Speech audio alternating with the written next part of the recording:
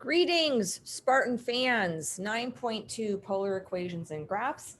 You are going to want some polar graph paper for this lesson.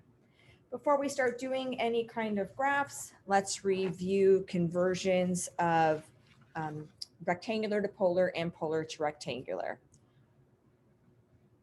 So if I have polar and I want to convert into rectangular, x is equal to r times the cosine of theta, y is equal to r times the sine of theta. If I know r and theta, that means I'm in polar and I want to convert it to rectangular. There you have it.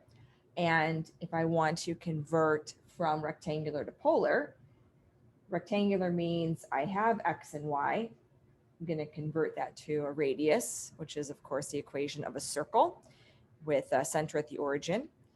And the tangent of theta is equal to y over x. In rectangular form, so if you're on a Cartesian plane, you can have vertical lines. X equals some constant is a vertical line, and y equals some constant is a horizontal line. Well, we can convert what horizontal and vertical lines look like in the polar system are lines and circles. So if I give you something like r equals 2, this is a circle with radius of 2. How do I graph that? So we're going to look at our polar graph, which I realize kind of look more ovular than they do circular, but that's okay. Radius is 2, 1, 2 is right there.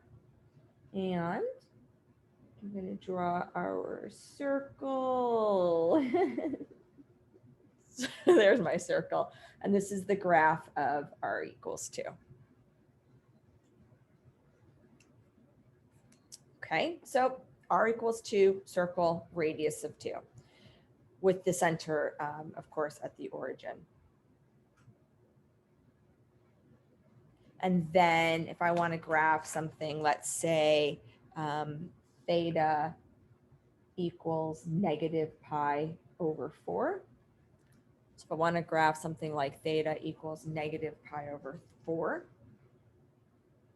I'm going to find negative pi over 2 on my polar coordinate system.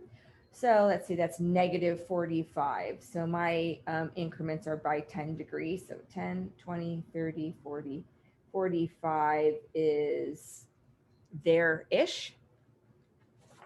We are going to draw a diagonal line.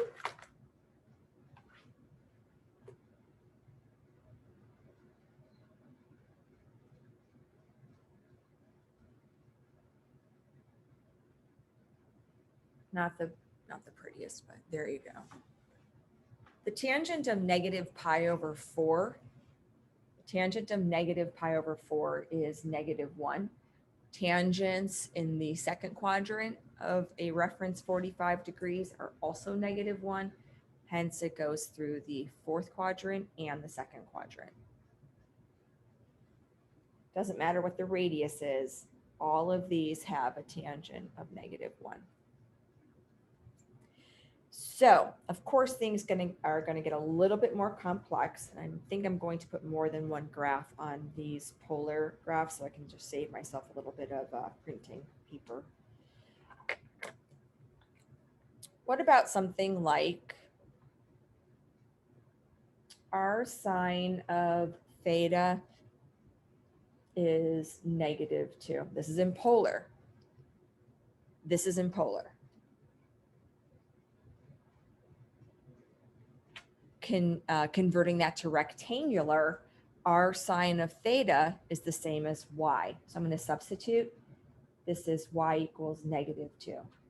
And this is rectangular. So I'm going to graph y equals negative 2 on my polar grid. So this is going to look funky, and I'm just using the same graph twice. Hopefully we're okay with that.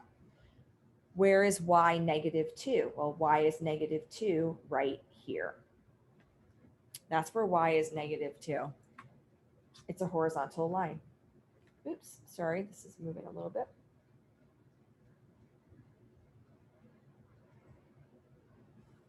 This is y equals -2, which is a rectangular equation imprinted on a polar graph.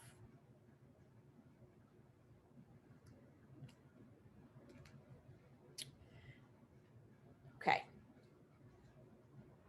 Let's look at something a bit more complex. Say I ask you to graph r times the cosecant of theta is 8. This is in polar form. When there's an r, it's in polar form. If there's any kind of a theta, it's in polar form. I can't just do a nice substitution like I did in this previous problem. So r sine theta equals -2. I was able just to do a really nice substitution, and it was, a two-step problem. This is a little bit different because there's no substitution for cosecant. But I do know that the cosecant is the reciprocal of sine. So I'm just going to start this as r over sine theta equals 8.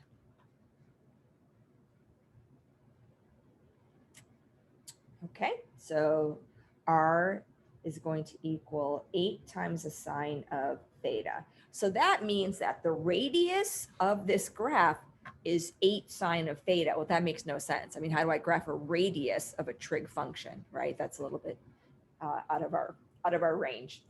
So first time I did this problem, I thought, okay, let's multiply both sides, or let's square both sides.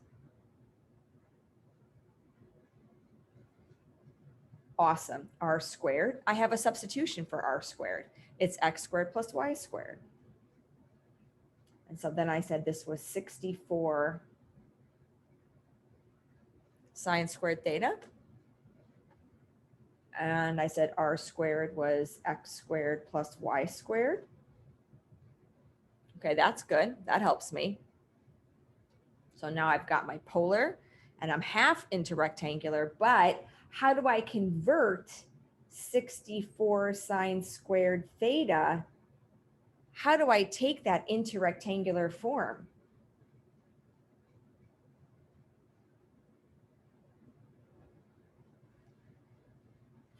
That didn't do me much good. Okay, so let's go back to the drawing board.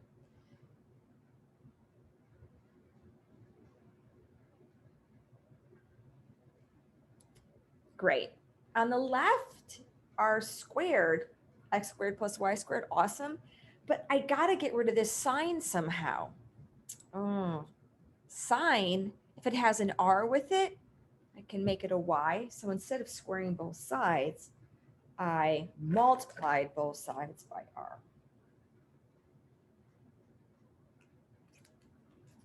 And that's going to give me r squared equals 8r sine theta. And now I'm in business because r sine theta is the same thing as y. So r squared, x squared plus y squared, awesome.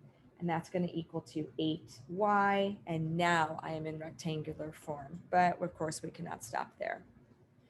We need to find out what the radius is. So we're going to subtract 8y. We're going to write this as a circle.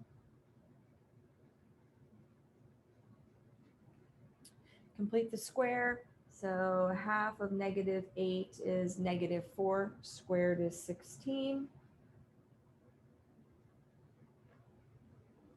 So this is a circle.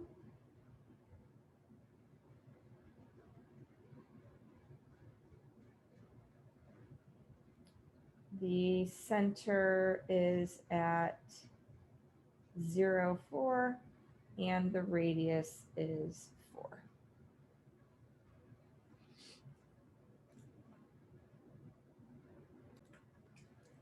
All right, so I'm going to take one of my handy dandy little polar graphs.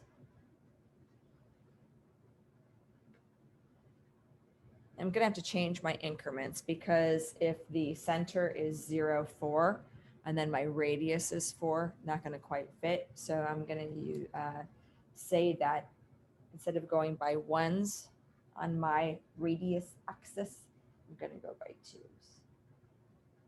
2, 4, 2, 4, 6, 8, and this would be 10. All you have to do is label the 2. That's good enough. Okay, so 0, 4.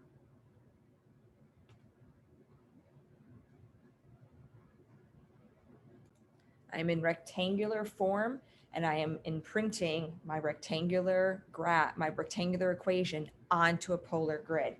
So 0, 4 is here. There's my center. My radius is 4. Remember, my increments are by 2. My radius is 4. So I'm going to go up 2. That's really 4. I'm going to go down 2. And then here's where it's kind of weird. Like, how do you move right and left on the rectangular system? I'm trying to move this. It's not going well.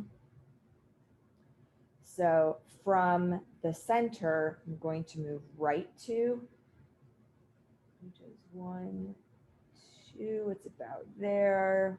I don't know exactly where it's at. So 1, 2, which is about there.